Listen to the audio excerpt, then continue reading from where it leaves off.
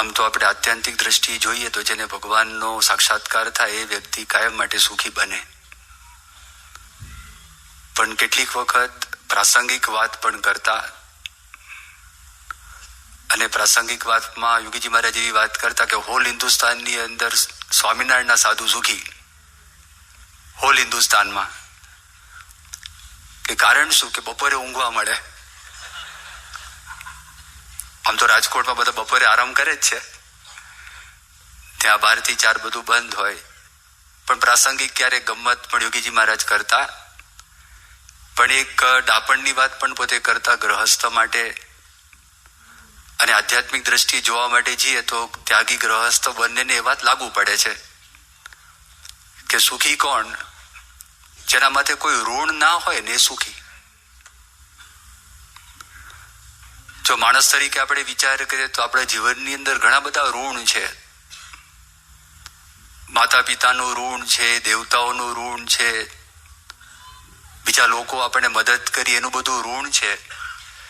હવે એ ઋણ જ્યાં સુધી આપણે ચૂકતા ન કરીએ તો માથા ઉપર જેમ પથ્થર મૂક્યો હોય અને ખભા ઉપર કોઈ વસ્તુ લટકાવી હોય ને એનો ભાર હોય, તો એવી રીતે ભાર આપણને સીધી રીતે અથવા તો આડકતરી રીતે લાગ્યા કરે. ભગવાનનું ઋણ અથવા તો ગુરુનું ઋણ અદા કેવી રીતે કરવું, આ બહુ મુશ્કેલ ભર્યું કામ છે. અને જો આપણે બુદ્ધિથી વિચાર કરીએ તો કોઈ દિવસ એમનું ઋણ આપણે ચૂકતે કરી શકીએ એમ છે જ નહીં. આ લોકમાં તમને કોઈ પૈસા આપે ને તમે એ પૈસા પાછા આપી દો, વ્યાજ આપી દો, ચક્રવર્તી વ્યાજ સહિત આપી દો તો ઋણ છે, ઋણ ચૂકવાઈ જાય. પણ તમને કટોકટીમાં મદદ કરેલી છે તો એની માપણી પૈસાની અંદર થાય નહીં, વ્યાજમાં પણ થાય નહીં, ચક્રવર્તી વ્યાજમાં પણ થાય નહીં એની માપણી. કારણ કે સંકટનો જે સમય છે, સંકટના સમયમાં મદદ કરી છે એનું મૂલ્ય બહુ વધી જાય છે. તો એ ઋણ ચૂકતે થાય ક્યારે? એ વ્યક્તિ સંકટની અંદર આવ્યો હોય અને તમને જેવું સંકટ આવ્યું એવું જ સંકટ એને આવ્યું હોય, એ વખતે પણ તમે શ્રદ્ધાપૂર્વક પાછી મદદ કરી હોય તો ઋણ ચૂકતે થઈ જાય. એમ આ લોકની અંદર જમીનની લેવડ દેવડ, મકાનની લેવડ દેવડ, પૈસાની લેવડ દેવડ, એ બધામાં માણસ એ ઋણ છે એ ચૂકતે કરી શકે.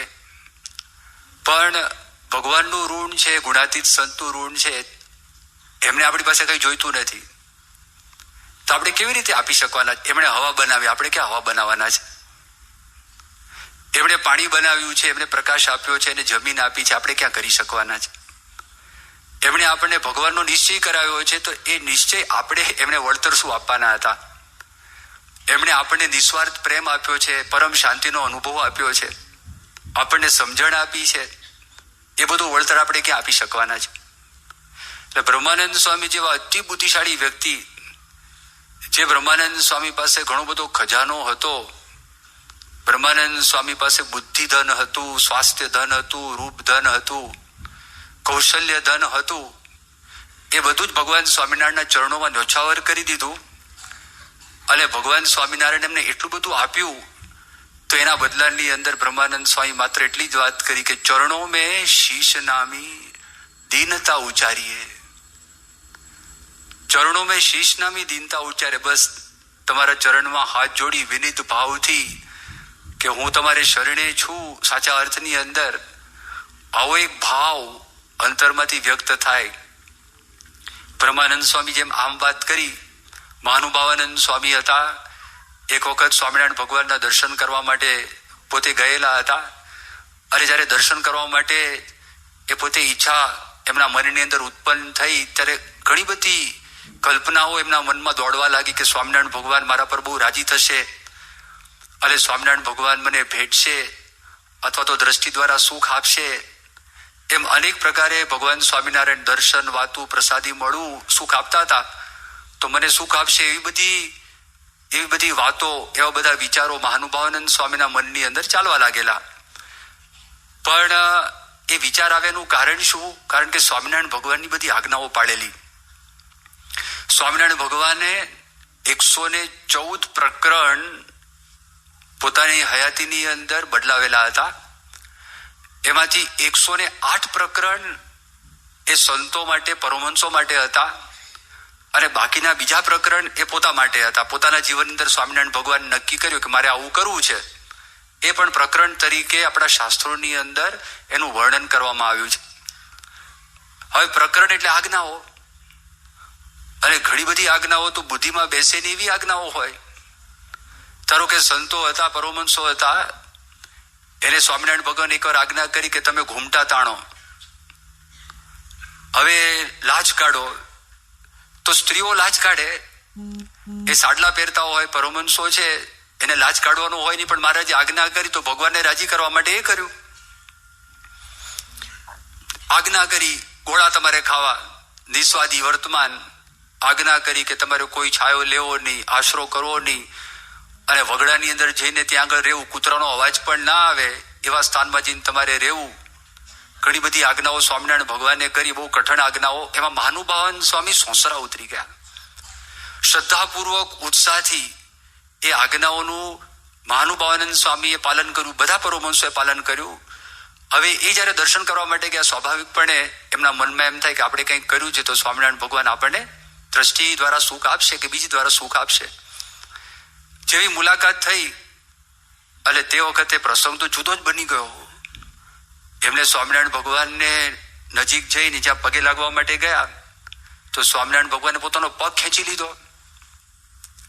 જય સ્વામિનારાયણ કયા, મોઢું ફેરવી લીધું, એમની સામું જોયું પણ નહીં. મહાનુભાવન સ્વામીને બહુ નવાઈ લાગી. મહારાજ, તમારા ચરણનો અમે સ્પર્શ કરીએ એટલી લાયકાત પણ અમે પ્રાપ્ત કરી નથી, તમારો ચરણનો સ્પર્શ કરી એટલી પાત્રતા અમે કેળવી નથી. શ્રીજી મહારાજ કે ના. વિચારમાં પડી ગયા કે શું કે છે. એટલે તે વખતે સ્વામિનારાયણ ભગવાન મહાનુભાવાનંદ સ્વામીને સમજાવવા માટે એક દ્રષ્ટાંત આપે છે. અને દ્રષ્ટાંત આપીને મહાનુભાવાનંદ સ્વામીને એવું કે છે કે એક વખત એક શેઠિયા હતા. હવે એને ત્યાં ગરીબ માણસ આવ્યો. ગરીબ માણસે વાત કરી કે ભાઈ મને કઈ તમે કામ આપશો. શેઠે કીધું સારું. ઘરમાં કોઈ કામ હતું નહીં, પણ ગરીબ માણસ હતો અને ભૂખ્યો હતો. એને કીધું મારું આંગણું છે, આંગણું વાળી કાઢ. એટલે આંગણું સાફ કર્યું. એટલે પેલા ભાઈએ વાત કરી, મને તમે મજૂરી આપો, મહેનતાણું આપો, મેં તમારું આંગણું સાફ કર્યું છે. એટલે પેલા શેઠે પૂછ્યું કે કેટલું મહેનતાણું જોઈએ છે. 5 મિનિટમાં ચોક વળાઈ ગયો હતો, કચરો હતો નહીં, એને રાજી રાખવા માટે કરેલું. શેઠના મનમાં એમ કે આપણે એને ખાવાનું આપશું. એણે કીધું મહેનતાણું કે મને અધમણ સોનું આપો. શેઠ કાળું ચસકી ગયું છે, અધમણ સોનું માગે છે. એમ શ્રીજી મહારાજે વાત કરી કે અમારા ચરણનો સ્પર્શ અધમણ સોના જેવો છે. અને તમે આ 108 પ્રકરણમાંથી પસાર થયા અને બધી આજ્ઞાઓનું પાલન કર્યું ને, એ આંગણું સાફ કરવા જેવું છે. પછી મહાનુભાવન સ્વામી બોલે, મહારાજ આપની વાત સાચી છે, સાધને કરીને આપણે પમાય એવું છે નહીં, પણ આપની કૃપાથી મને આપના સ્વરૂપનો એવો નિશ્ચય થયો છે કે ખુદ બ્રહ્મા મને નિશ્ચયમાંથી ડગાવવા માટે આવે અને મારી કસોટી કરે, મારી પરીક્ષા કરે, અને મને એમ કે આ સ્વામિનારાયણ ભગવાન નથી, પૂર્ણ પુરુષોત્તમ નારાયણ નથી, સર્વોપરી ભગવાન નથી, તો બ્રહ્મા પણ તમારા નિશ્ચયમાંથી મને ડગાવી ન શકે. મહારાજ કે લો કરો સ્પર્શ. બસ એટલું જ જોઈએ છે. એટલે આપણને એ ખ્યાલ આવે, જ્યારે પૂજ્ય શ્રુતિપ્રકાશ સ્વામી આપણને વિગતથી સમજાવ્યું કે શાસ્ત્રીજી મહારાજે આપણા માટે કેટલું બધું કામ કરેલું છે, અને કેટલું બધું ઋણ શાસ્ત્રીજી મહારાજનું માથા પર છે, પણ આપણે આપણા કોઈ સાધને કરીને એ ઋણ છે એ ચૂકતે કરી શકીએ એમ છે જ નહીં. અને જે કંઈ આપણે કરીએ એ આપણા માટે છે, એ પોતા માટે છે. ગુણાતીતાનંદ સ્વામી બહુ સ્પષ્ટપણે વાત કરે છે એમની વાતોની અંદર કે ધર્મ, જ્ઞાન, વૈરાગ્ય અને ભક્તિ એ ભગવાનની પ્રસન્નતાના સાધન છે. અને આપણે એ કરીએ તો ભગવાન આપણા પર રાજી થાય છે, પણ હકીકતની અંદર એ આપણા સુખ માટે છે. રાજીપો તો લટકાનો છે, રાજીપો તો બોનસ છે. આપણે ધર્મનું પાલન કરીએ તો આપણા લાભમાં છે, આપણે જ્ઞાન દ્રઢ કરી આપણા લાભમાં છે, આપણે વૈરાગ દ્રઢ કરી આપણા લાભમાં છે, આપણે ભક્તિ દ્રઢ કરી આપણા લાભમાં છે. ભગવાનને સંત દયાળુ છે એમ માને છે કે મારા માટે કરેલું છે, એટલે એ બધું એક્સ્ટ્રા એ મળે છે. ભગવાનને સંત આપણા પર રાજી થાય છે, હકીકતની અંદર ભગવાનને સંતનું ઋણ કોઈ સંજોગોની અંદર અદા થઈ શકે એવું નથી જ, પણ તો એ દયાળુ છે, તો એ કૃપાળુ છે. આપણે એના માટે કંઈક કરીએ તો એ એમ માની લે કે તમે મારા માટે બહુ કરેલું છે. તો પહેલામાં પહેલી કઈ વાત છે? આ 1 વર્ષની વાત છે. આજે સવારે સંપર્ક કાર્યકર્તાની શિબિર હતી અને શિબિરના કન્ક્લુશનની અંદર, સમાપનની અંદર પરમ પૂજ્ય પ્રમુખ સ્વામી મહારાજના આશીર્વાદ હતા. સાથે સાથે સદગુરુ સંતો એ પણ સાર્ધ શતાબ્દી નિમિત્તે એમના પણ આશીર્વાદ છે. એની પણ વિડીયો બનાવેલી છે, એનું પણ બધા શ્રવણ લોકોએ કર્યું. એમાં પૂજ્ય વિવેક સાગર સ્વામી એક વાત કરી. વિવેક સાગર સ્વામીએ કહ્યું કે શાસ્ત્રીજી મહારાજ એ વડતાલ સંસ્થામાંથી બહાર નીકળ્યા અને સંવત 1962ની સાલથી તમે શરૂ કરો તો 2007ની સાલ સુધી શાસ્ત્રીજી મહારાજે આ અક્ષર પુરુષોત્તમ માટે સંસ્થામાંથી બહાર નીકળ્યા પછી કામ કર્યું. એ પહેલા તો એમણે કરેલું જ હતું, પણ આટલું જ માની લો તે આટલા બધા વર્ષ, 38 લગભગ 45 વર્ષ થયા, તો 45 વર્ષ સુધી શાસ્ત્રીજી મહારાજે બધું જ મન કર્મ વચને પોતે અક્ષરને પુરુષોત્તમ માટે સમર્પિત થઈ ગયા હતા. તો આપણા માટે માત્ર 1 વર્ષ, અને 1 વર્ષથી તમે ગ્રહસ્થ છો, તમારામાંથી વિદ્યાર્થી હશે, એ લોકોને ભણવાનું પણ હશે, પણ આપણો જે ફાજલ સમય છે એ ફાજલ સમયનો ઉપયોગ જો આપણે સાર્ધ શતાબ્દી નિમિત્તે જે કઈ નિયમો આપેલા છે એ નિયમોની અંદર વિતાવવા માટે આપણે જો સંકલ્પ કરીએ અને એના માટે કટિબદ્ધ થઈએ તો જેમ ગયા વખતે મેં વાત કરી હતી, આપણું જીવન છે એ બદલાઈ જાય, આપણા જીવનમાં ફેરફાર થઈ જાય. એ રાજી થાય, આપણા પર પ્રસન્ન થાય કે વાહ, મારા માટે આટલું કામ કર્યું. આ લોકમાં પણ કોઈ સિદ્ધિ પ્રાપ્ત કરવા માટે જેનો કોઈ ભરોસો નથી, એના માટે પણ માણસો, જે લોકો જાગૃત છે, એ લોકો પોતાનો ફાજલ સમય, એનો ઉપયોગ પોતે જે મનમાં નક્કી કર્યું એની સિદ્ધિ માટે ઉપયોગ કરતા હોય છે.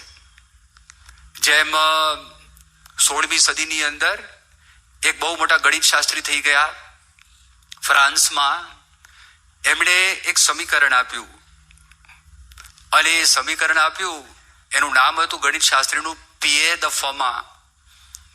સમીકરણ આવું હતું, થોડી ઘણી ગણિત જેને ખ્યાલ હશે તો એને એમ ખ્યાલ આવશે, એ તમે કહો a⁻n plus b⁻n is equal to c⁻n, where n is a whole integer greater than 2. આ થિયરમ છે એ આપ્યો 16મી સદીની અંદર એને મૂકી દીધો. એની કોઈ સાબિતી આપી નહોતી.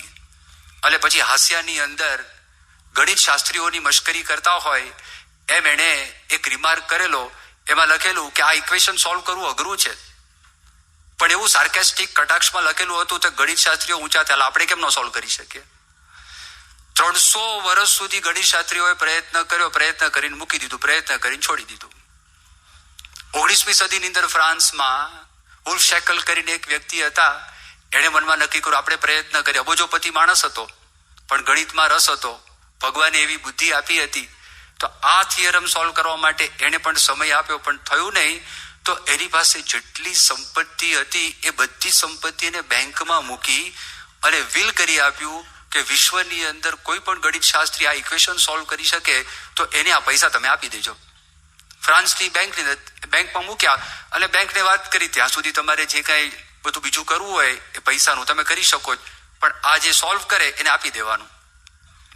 અમેરિકાની પ્રિન્સ્ટન યુનિવર્સિટી, એ પ્રિન્સ્ટન યુનિવર્સિટીની અંદર એક ગણિત શાસ્ત્રીનું નામ એન્ડ્રુ વાઇલ્સ, એણે કોઈને વાત કરી નહીં. એને ખાનગીની અંદર મનમાં નક્કી કર્યું કે મારો જેટલો ફાજલ સમય છે, લેશર ટાઈમ, એ બધા સમયનો ઉપયોગ આ ઇક્વેશન સોલ્વ કરવા માટે મારે વાપરવો છે. એ માણસે 7 વર્ષ સુધી પોતાનો બધો જ ફાજલ સમય આ એક ઇક્વેશન સોલ્વ કરવા માટે એને ઉપયોગ કર્યો.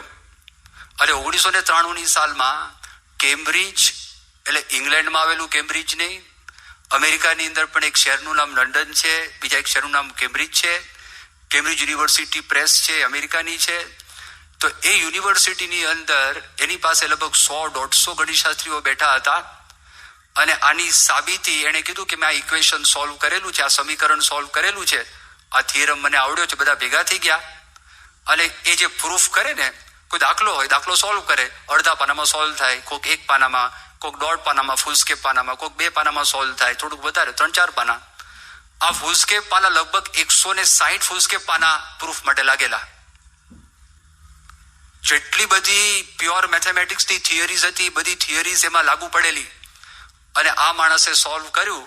અને એમાં ગણિત શાસ્ત્રીઓ એ માથા ભારે બધા હતા. એ જેમ સોલ્વ કરતા ગયા એને વાત કરી, ભાઈ આ તમારી ગણતરીની અંદર ભૂલ છે, આમ ન થાય. એને સ્વીકાર કરવો પડ્યો, ખાલી ભૂલ તો છે જ. કે સારું, વાંધો નહીં. ઘરે ગયા. પ્રિન્સ્ટનમાં પ્રોફેસર હતા, પોતે એના એક સ્ટુડન્ટ હતા, વિદ્યાર્થી. એને વાત કરી, આપણે બે ભેગા થઈને આ કામ કરીએ. અને ભેગા થઈને લોકો કામ કરવા માટે ગયા. બીજું 1 વર્ષ લાગ્યું, એટલે 8મું વર્ષ. અને તે વખતે કંટાળી ગયા. એને એમ થયું કે હવે હું છોડી દઉં આને, અને છોડીને હું જગમાં જાહેર કરું કે અહીં સુધી મેં સોલ્વ કર્યું છે, હવે આગળ બીજા સોલ્વ કરજો. મારાથી સંપૂર્ણપણે આ સોલ્વ થઈ શકે એવું નથી, સાબિત થઈ શકે એવું નથી. તો ખબર નહીં, ભગવાને શ્રદ્ધા સામું જોયું, મનમાં એક ઝબકારો થયો. અને ઝબકારા સવારના પોરમાં ઉઠ્યા. એના પત્નીને એને વાત કરી કે આઈ હેવ ફાઉન્ડ ઇટ, મને જડી ગયું છે.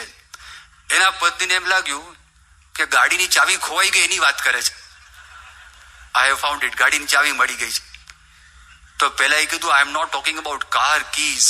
આ ગાડીની ચાવીની વાત કરતો નથી, હું ઇક્વેશનની વાત કરું છું. ઓહો, એને પોતાની ઝબકારો થયો. પછી જર્મનીની અંદર ગોટિન્જન યુનિવર્સિટીમાં 500 ગણિત શાસ્ત્રીઓ ભેગા થયા. એની હાજરીની અંદર આ પ્રૂફ આપ્યું. ફર્સ્ટ ટાઈમ આ સોલ્વ થયો. ફાજલ સમયનો ઉપયોગ, એક નિશાન એના મગજમાં ફિટ થઈ ગયું. બહુ ધારા થાય તો સ્વામિનારાયણ ભગવાન ગરડા પ્રથમના 25ના વતનામૃતમાં વાત સમજાવે છે કે જેમ કૂવો હોય અને કૂવાની અંદર તમે પાણી ભરવા માટે મશક અંદર નાખો અને એ નાખો. હવે એની અંદર કૂવામાંથી પાણી કાઢતા હો તો મશકની અંદર એક મોઢું, એમાંથી તમે પાણી નાખો તેટલું પાણી બહાર નીકળે. પણ મશકમાં ઘણા બધા કાણાઓ હોય તો એમ કૂવા પર એક ધોરિયો ચાલતો હોય તો જે ફોર્સથી પાણી આવતું એના બદલે તમે 20 ધોરિયા કરો તો 20 ધોરિયાની અંદર પાણી વેચાય, જેમાં ફોર્સ ના હોય. પણ 20 કોષનો પ્રવાહ, એક ધોરિયાની અંદર બધું પાણી તમે ભેગું કરો, કેટલો બધો પ્રવાહ થાય.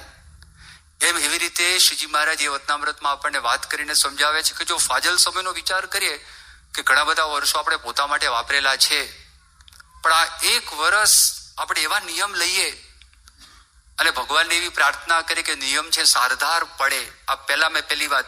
ઋણ અદા ભગવાન એવું માનશે, શાસ્ત્રી મહારાજ એવું માનશે કે ના, આ મારા બધા શિષ્યોને ધન્યવાદ છે, આટલો પણ મારા માટે વિચાર કર્યો.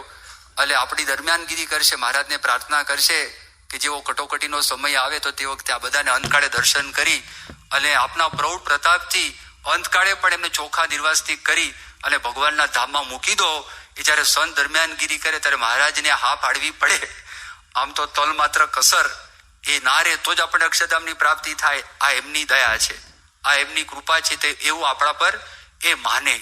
એટલે આ દ્રઢતા આપણા મનની અંદર કરવાની છે. નિયમ તમને આવતા વર્ષે આવતા અઠવાડિયે ઉદ્ઘોષ સભા છે અને ઉદ્ઘોષ સભામાં નિયમ જાહેરાત થશે. તમારામાંથી ઘણા હરિભક્તોના ઘરે સ્વામિનારાયણ પ્રકાશ આવે છે, એ આવી પણ ગયું હશે. એના છેલ્લા પાના ઉપર બધા નિયમો પણ આપેલા છે. તમે નિયમોનું વાંચન કરી શકો. તમારી કેવી વ્યવહારિક અનુકૂળતા છે અને અનુકૂળતા પ્રમાણે તમે નિયમ લઈ પણ શકો અને એવા નિયમ લેવા કે 1 વર્ષ સુધી સારધાર પાર પડે. હવે નિયમ સારધાર પાર પડે તો શું થાય? એ કેવી રીતે પાર પડી શકે સારધાર? તો પહેલા તબિયત તો સારી હોવી જોઈએ ને. એનો અર્થ શું? તો સંયમ રાખવો પડે કે નહીં? આપણે ઠાંસીને ખાઈએ અને પછી આપણને ઝાડા થાય તો પછી એ કોનો વાંક? એટલે આપોઆપ અંદર આવશે જો નિયમ બરોબર પાડવા છે.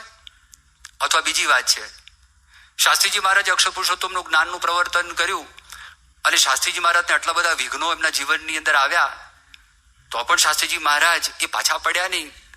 એમ કદાચ આપણને વ્યવહારિક કોઈ તકલીફ આવે, શારીરિક કોઈ તકલીફ આવે, કૌટુંબિક કોઈ તકલીફ આવે, પણ આપણે એમાં કઈ રસ્તો કાઢી અને આપણા નિયમ છે નિયમ જાળવી રાખીએ અને નિયમ પકડી રાખીએ, ઝઘડો કરીને નહીં. પરિવારમાં ઝઘડો ના થવો જોઈએ નિયમને લીધે, એ પણ એક વાત છે. એટલે આપણે પહેલી વાત તો આ છે કે આપણું સ્વાસ્થ્ય છે એ સ્વાસ્થ્ય પણ સારું રહે. આપણે આવી દ્રઢતા રાખશું તો ભગવાન આપણા પર દયા કરશે, ભગવાન આપણા પર કૃપા કરશે, આપણું સ્વાસ્થ્ય એવી રીતે જાળવશે. આપણા પરિવારનું કુટુંબ છે, કુટુંબનું પણ ભગવાન એ સારામાં સારી રીતે ધ્યાન રાખશે. જો એક વખત આપણે નિયમો લેશું અને એ નિયમ 1 વર્ષ સુધી સારધાર પાડશું ને તો આપણને કામ કર્યાનો સંતોષ મળશે. ત્રીજો લાભ છે એ લાભ આપણને એ છે કે આપણને શાંતિનો અનુભવ થશે. ચોથો લાભ નિયમનો એ છે કે આપણા પર શ્રીજી મહારાજ અને પ્રમુખ સ્વામી મહારાજ રાજી થશે. અને પાંચમો લાભ એ છે, એ સંભાવના છે આપણા જીવનમાં આમૂલ પરિવર્તન પણ આવી શકે, એ પણ સંભાવનાની શક્યતા છે. એટલે ઋણ અદા કરવા માટે પહેલામાં પહેલી વાત તો આ છે કે આપણે નિયમ છે એ ગ્રહણ કરીએ અને સારધાર નિયમ પાડીએ. આબાલ વૃદ્ધ બધા જ, નાના મોટા ભાઈ તમામ, અને આપણે જે અનુકૂળતા આવે એ રીતે નિયમ રાખીને પાલન કરશું, આપણા પર રાજી થાય. અને તમે જો અને ખરેખર એ નિયમ રાખી અને બીજું જે કામ કરવાનું છે, અતિ અગત્યનું કામ એ છે કે શાસ્ત્રીજી મહારાજે આ અક્ષર પુરુષોત્તમ પધરાવ્યા તો એ જ્ઞાન છે ને, એ જ્ઞાનમાં આપણે ઊંડા ઉતરવું. આ બીજો મુદ્દો. પહેલો નિયમનો મુદ્દો છે, બીજો મુદ્દો આ છે આપણે એ જ્ઞાનની અંદર ઊંડા ઉતરવું. અક્ષર શું છે, પુરુષોત્તમ શું છે, અક્ષરરૂપ થઈને પુરુષોત્તમની ભક્તિ કરવી એટલે શું છે, એમાં આપણે ઊંડા ઉતરવું. અને એ આપણે ઊંડા ઉતરીએ ત્યારે આપણને ખબર પડે, મહિમા સમજાય આપણને. ઓહો, આટલી બધી જબરજસ્ત વાત શાસ્ત્રીજી મહારાજે આટલી સરળ રીતે આપણને આપેલી છે. એમાં ખાસ બધાને વિનંતી, 2 ગ્રંથો એ વાંચજો જ. એક છે બ્રહ્મ સ્વરૂપ શાસ્ત્રીજી મહારાજનું જીવન ચરિત્ર, અને બીજું લિખિતન યજ્ઞ પુરુષ દાસ. અને એનો નિયમ રાખજો, કેટલા પાના છે, દિવસમાં આપણે કેટલું વાંચવું, કે જેને કરીને 12 મહિના તો ન લગાડવા પણ 11 મહિનાની અંદર પતી જાય. કારણ કે બીજા બધા કામ આવે, આપણને મેળ ન પડે. તો એ 2 પુસ્તક ખાસ બરોબર વાંચવા. એ પુસ્તકની અંદર બધી જ વાત આવશે. અને આજે પુસ્તક લખાયું છે, સામાન્ય પુસ્તક નથી. હર્ષદભાઈ દવે એમણે તો 1958ની સાલની અંદર આ પુસ્તકની જે મેન્યુસ્ક્રિપ્ટ કહેવાય, છપાતા પહેલા એ આખી લખાઈ ગયેલી હતી. અને બનેલું એવું કે સૌ પ્રથમ ગ્રંથ હર્ષદભાઈ દવે ભગતજી મહારાજનો ગ્રંથ લખ્યો. એ ભગતજી મહારાજનો ગ્રંથ લખ્યો, એનો એટલો બધો પ્રતિસાદ, પોઝિટિવ પ્રતિસાદ આવ્યો, તે બધાના મનમાં એમ થયું કે આ સંસ્થાના સ્થાપક શાસ્ત્રીજી મહારાજ, એમનો પણ ગ્રંથ લખાવવો જોઈએ. તો ગોંડલની અંદર રવિભાઈ પંડ્યા, એ આફ્રિકા મોમ્બાસાના એક હરિભક્ત અને પોતે પણ લેખક અને એક ન્યૂઝપેપરના પોતે તંત્રી, પ્રમુખ સ્વામી મહારાજ ઉપર અંગ્રેજીની અંદર 1974ની સાલમાં એમણે પુસ્તક પણ લખેલું હતું. યોગીજી મહારાજ એમના મકાનની અંદર 1970ની સાલમાં 1 મહિનો માટે રોકાયા હતા.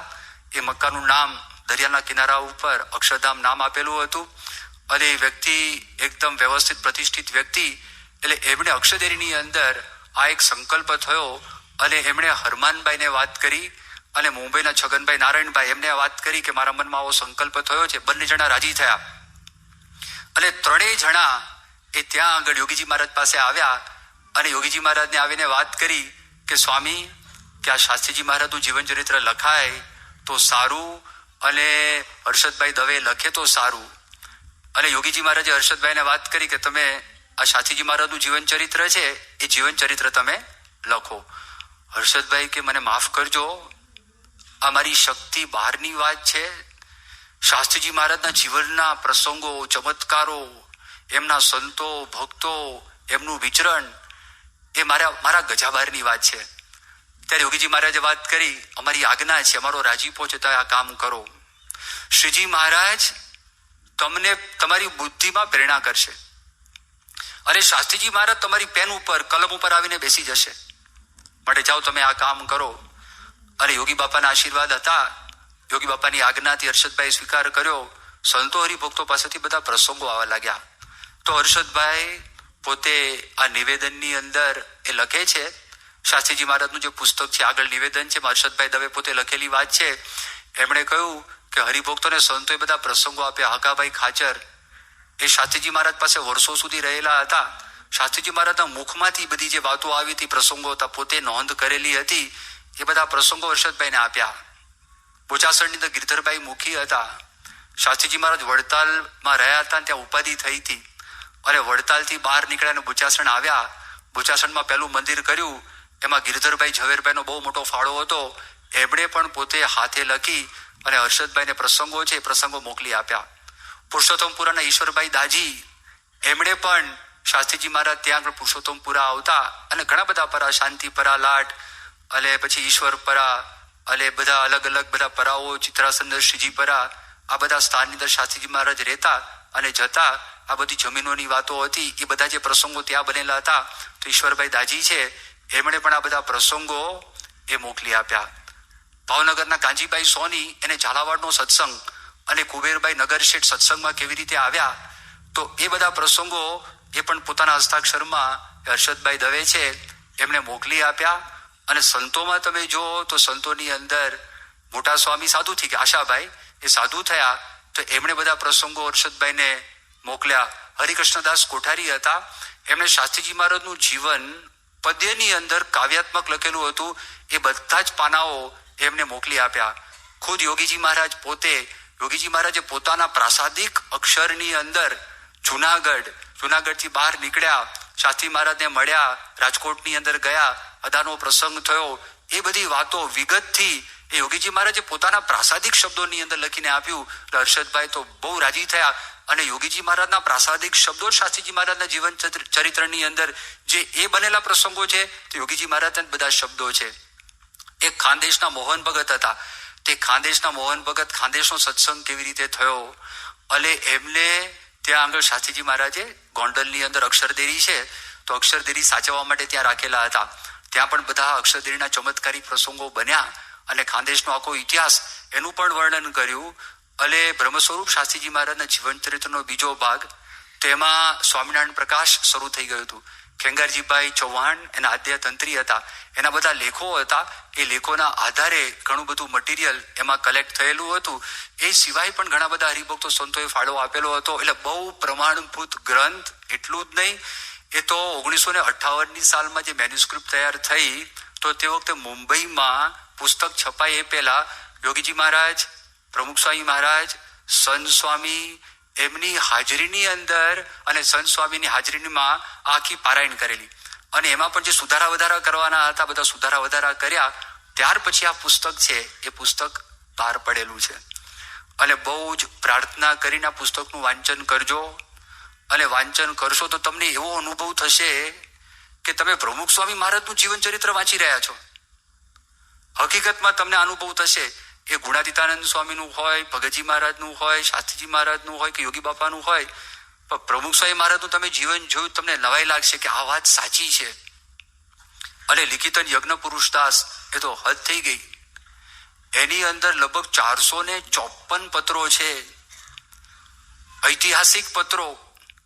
એ જયારે પુસ્તક બહાર પડ્યું અને હરિપ્રકાશ દાસ શાસ્ત્રી, એમનો ગુરુકુળ અહીંયા આગળ છે, જૂના મંદિરના સાધુ છે, એમને શાસ્ત્રીજી મહારાજ, યોગીજી મહારાજ, પ્રમુખ સ્વામી મહારાજ માટે પૂરેપૂરો ભાવ છે.